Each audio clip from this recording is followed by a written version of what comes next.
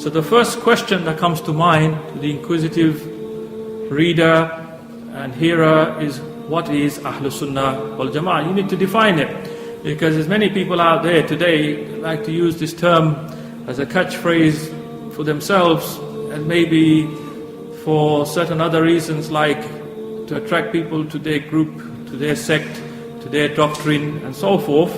So first question that needs to be determined is, what is Ahlus Sunnah wal Jama'ah? From the scholars, not from contemporaries. So if we look at Ahlus Sunnah wal Jama'ah, the first person I've come across mentioning the term Ahlus Sunnah wal Jama'ah is from one companion by the name of Abdullah ibn Abbas radiallahu anhu. He's the most famous commentator of the Holy Quran. He heard the Quran around 3 times, from complete beginning to end.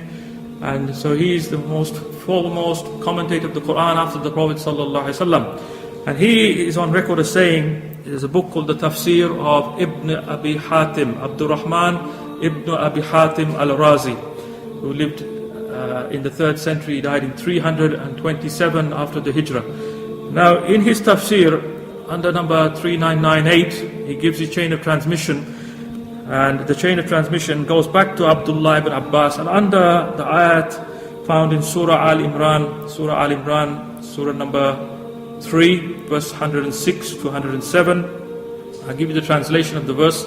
On the day when some faces will be whitened and some faces will be blackened, and as for those whose faces have been blackened, it will be said unto them, disbelieved ye after your profession of belief, then taste the punishment for that you disbelieved. As for those whose faces have been whitened, lo, in the mercy of Allah they dwell forever. Now as for those whose faces will be whitened, the Imam Ibn Abi Hatim mentions with his chain back to Abdullah ibn Abbas that Abdullah ibn Abbas said that those who will have their faces whitened are Ahlus Sunnah wal Jama'ah. Those who will have their faces blackened on the day will be the non-Muslims.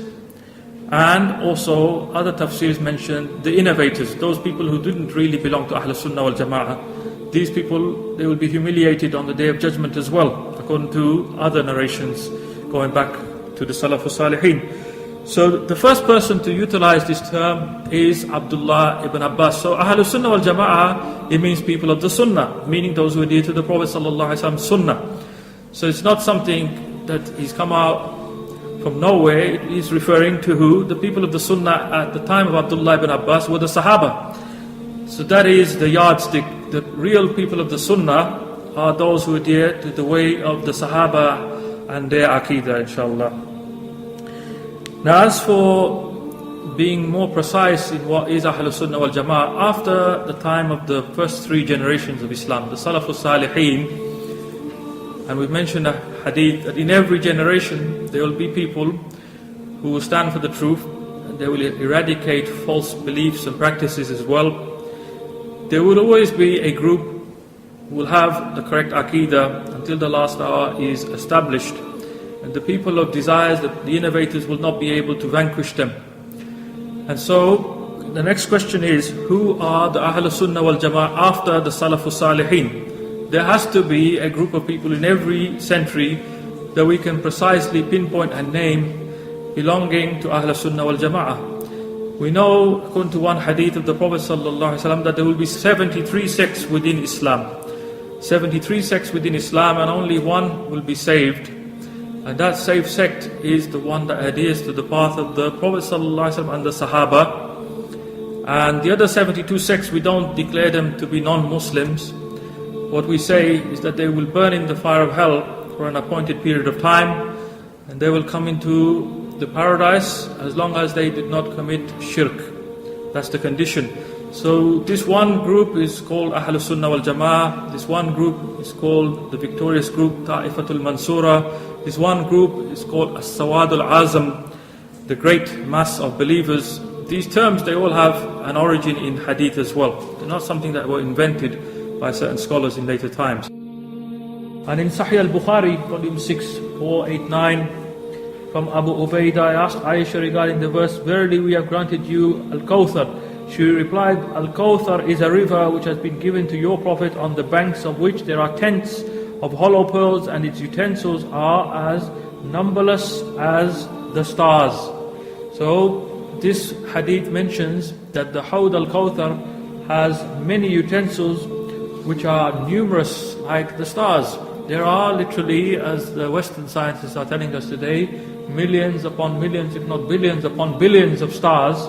What I want to emphasize on this will come after we mention a couple of more narrations. Again in Sahih Muslim number 790, Anas reported, one day the Messenger of Allah sallallahu alaihi wasallam was sitting amongst us. It is a cistern, and my people will come to it on the day of resurrection, and tumblers there would be equal to the number of stars. My people meaning the Ummah of Muhammad sallallahu alaihi wasallam. The number of utensils that people drink from are equal to the number of stars, according to this hadith. And in Sahih Muslim number 479 from Abu Hurairah reports that Allah's Messenger sallallahu alaihi wasallam said, my cistern has its dimensions wider than the distance between Ayla and Aden, two places. And its water is whiter than ice and sweeter than the honey diluted with milk, and its cups are more numerous than the number of the stars. So this hadith, this version says that the actual utensils, the cups are more than the stars in the sky. What I want to mention from these hadiths, these variants, you see that they mention that the number of drinking cups, utensils that will be in Hawd al-Kawthar, that great pool, that great system, are either equivalent to the number of stars or more than the number of stars. What that is indicating is that the people who will have the honor of drinking with the Prophet ﷺ, quenching their thirst, is in the millions, if not in the billions. What I'm getting at from this hadith is that this refers to the saved sect, Ahlus Sunnah wal Jama'ah. Out of the 73 sects, the vast majority of the Ummah for the last 14 centuries have affirmed themselves to be Ahlus Sunnah wal Jama'ah, not this minority sect here and there in every century. This sect that we've discussed today, who say they are on the way of the Salafus Salihin, they follow only the Quran and Sunnah, not the interpretation of the scholars after the Salafus Salihin specifically. How many do they number in the Ummah today?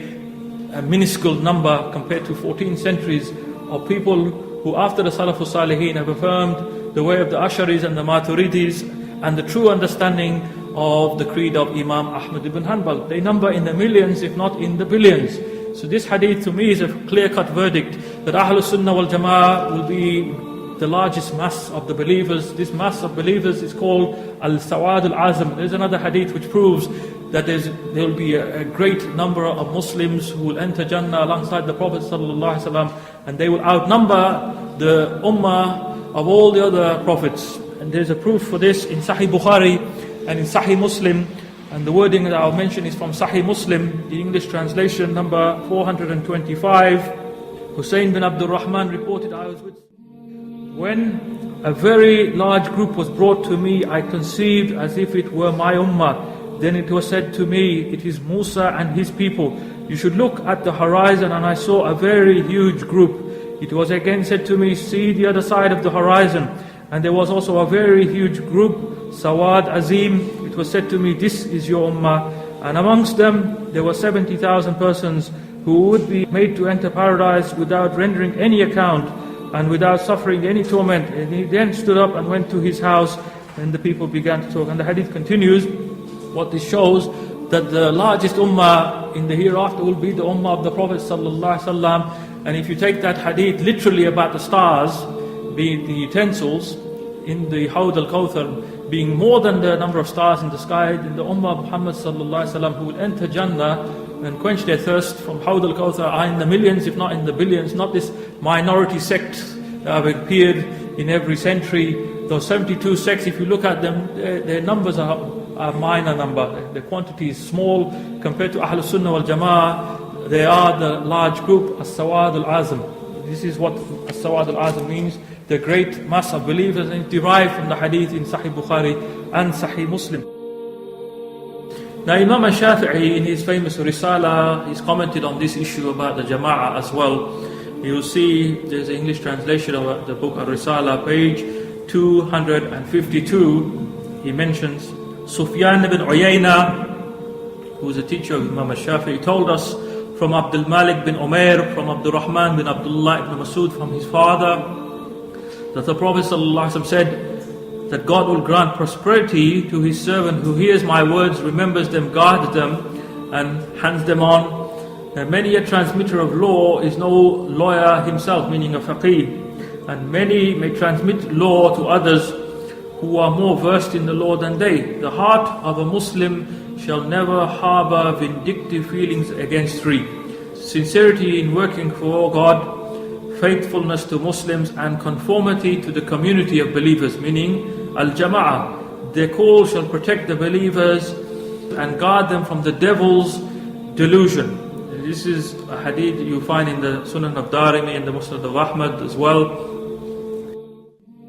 On the authority of Hudhayfa ibn al-Yaman in Sahih Muslim, people used to ask the Messenger of Allah sallallahu alaihi wasallam about the good time, but I used to ask him about the bad times, fearing lest they overtake me. I said, Messenger of Allah, we were in the midst of ignorance and evil, and then God brought us the good time through Islam. This is actually a variant of the hadith we mentioned earlier. Is there any bad time after this good one? He said, yes. I asked, will there be a good time again after that bad time? He said, yes.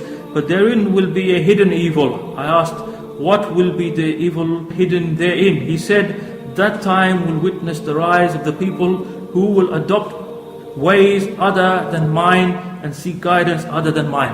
And you will know good points as well as bad points. I asked, will there be a bad time after this good one? He said, yes. A time will come when there will be people standing and inviting at the gates of hell. Whoso responds to their call, they will throw them into the fire. I said, Messenger of Allah, describe them for us. He said, all right. They will be a people having the same complexion as ours and speaking our language, meaning Arabs. Today, there's laymen calling for abandonment of taqleed, as if they are qualified and knowledgeable enough to go deep into the Quran and the Sunnah and make independent judgments. These people are taking people astray, not guiding people. Even their so-called scholars, they know Arabic to a very high level, but they've abandoned taqleed. And even they have left fatwas, some of them have passed away, which actually contradict the fatwa of greater scholars of the past. And there's no justification even, it's not even considered to be ijtihad if you see some of the answers that they've left.